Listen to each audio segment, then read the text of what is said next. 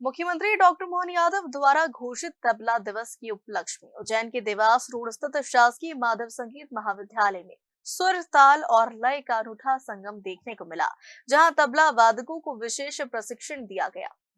3 दिनों तक चली विशिष्ट तबला कार्यशाला में संगीत के साधकों ने ताल की बारीकियों को समझा और दिग्गज कलाकारों के अनुभव से अपनी कला को निखारा।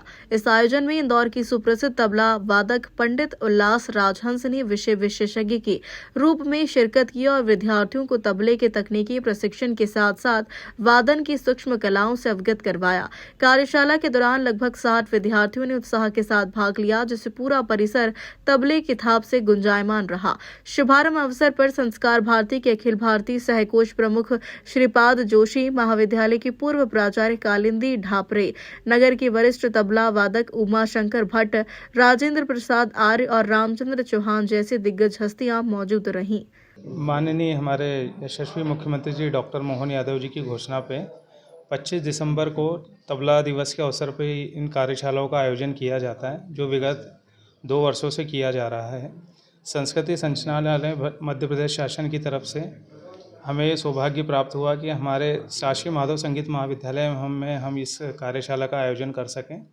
इसमें विषय विशेषज्ञ के रूप में, जो कि मेरे गुरुजी भी हैं, पंडित उल्लास राजहंस जी, उन्हें यहाँ आमंत्रित किया गया और उन्होंने 3 दिवस 23, 24 और 25 दिसंबर को तकरीबन 55 विद्यार्थियों को, जो कि इस कार्यशाला में शामिल हुए, उन्हें विधिवत रूप से अपना तबला वादन के रूप में ज्ञान दिया। आपका नाम?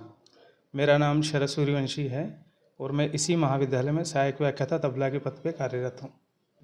उज्जैन के शासकीय माधव संगीत महाविद्यालय में 23 तारीख से 25 तारीख तक कार्यशाला आयोजित की जी, जिसमें मैंने तबले का प्रशिक्षण बच्चों को दिया आज तक।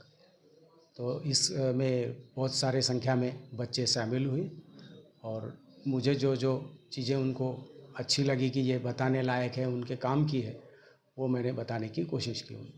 सर, तबले में कितने प्रकार होते हैं, किस प्रकार जो विद्यार्थी थे उसकी उंगली, हाथ वगैरह रखना चाहिए, क्या प्रयोग आप बताएंगे? तो जी, तबला एक वाद्य है और इसकी अपनी भाषा है और इस भाषा में उनको वर्ण कहते हैं जिनको, उनके माध्यम से उसका विस्तार होता है। सब कुछ उसके अंग हैं, अलग अलग पेशकार है, कायदे हैं, टुकड़े, मुखड़े, गत, बहुत सारी चीज़ें हैं इसमें। तो ये करने का जो उनका मतलब समय होता है, वो छोटे बच्चों को छोटी चीज़ें आती हैं, बड़े बच्चों को बड़ी चीज़ें सिखाई जाती हैं, लेकिन इसका जो क्रम है वो सभी एक साथ होने के वजह से शुरू से उसको कि हाथ कैसे रखना है, हाथ में क्या क्या करना है, क्या नहीं करना है, बैठक कैसे होना चाहिए, इससे हमने शुरुआत करके और बच्चों को कुछ बोलों को, कायदों को, शुरू के कायदे जो पहले बजाना बेसिक होता है वो करके, उसके आगे उसके जो अंग हैं वो सारे बता के और उसको कैसे कंप्लीट करना है, इस तरह से उनको बताने की कोशिश की। तो जो आपने बताया अंग, किस प्रकार के क्या अंग रहते, क्या नाम रहता है? जैसे उसका बच्चों को जो सिखाया गया है, जैसे ताल है, कोई भी जैसे 3 ताल है जिसमें कोई कायदा है, तो उसका अंग होता है जिसका मुखड़ा होता है।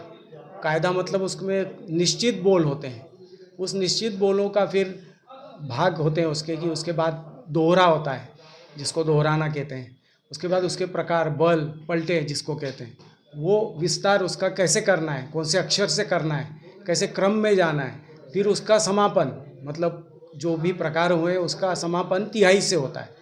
वो तिहाई कैसे, एक आवर्तन की, 2 आवर्तन की, वो आवर्तन का मतलब 1 से लेके 16 मात्रा, उसको आवर्तन कहते हैं। तो वो उनको उसके दिमाग में उसका बाँट कैसे होती है, कैसे 3 भाग होते हैं उसके, इन चीज़ों को उसमें समाहित किया गया है। तबले की शुरुआत कैसे हुई, उसके जो घराने होने उनमें जो देखा है कि तबले में घराने होते हैं, जैसे गायन में घराने होते हैं, तो मुख्य 5 घराने माने गए हैं और इन घराने का कार्यकाल मतलब जो है मतलब समय है वो भी अलग अलग रहा है, क्योंकि एक घराने से दूसरा घराना, दूसरे घराने से तीसरा घराना, तीसरे से चौथा, ऐसे घराने निकल गए। तो मैं सौभाग्य से पहला घराना जो दिल्ली घराना माना जाता है, तो उस घराने में मैं सीखा हूँ उस्ताद लतीफ़ अहमद खां साहब से, दिल्ली में रह के। तो उस घराने की मैंने उन बच्चों को भी बताया कि इसमें इसकी शुरुआत हुई है, तो शुरुआत के बोल कौन से हैं। फिर इसमें दूसरे घराने हैं, दूसरे घरानों में भी अलग अलग उसकी वृद्धि होती गई, और आखिरी में जैसे बनारस घराना है। तो इस तरह के सारे घराने हैं, लेकिन ये घराने वगैरह में जाने जो होता है ये आगे की चीज़ें हैं। जैसे बच्चे एमए वगैरह के बाद फिर जब अपना सोचते हैं कि मुझे कुछ करना है इसमें, तब जाके ये घराने की चीज़ें। आपका नाम? मेरा नाम उल्लास राजहंस। मुख्यमंत्री माननीय डॉक्टर मोहन यादव जी द्वारा घोषित 25 दिसंबर को तबला दिवस के उपलक्ष्य में संस्कृति संचालनालय भोपाल एवं शासकीय माधव संगीत महाविद्यालय के संयुक्त तत्वावधान में हमने एक 3 दिवसीय तबला कार्यशाला आयोजित की, जिसमें हमारे बीच इंदौर से पधारे पंडित उल्लास राजहंस जी जो आकाशवाणी के स्टाफ आर्टिस्ट हैं। वे यहाँ पर आकर 3 दिवसीय उन्होंने प्रशिक्षण दिया, और तकनीकी प्रशिक्षण में क्या क्या उन्होंने बारीकियां सिखाई, ये ब्यूरो रिपोर्ट उज्जैन।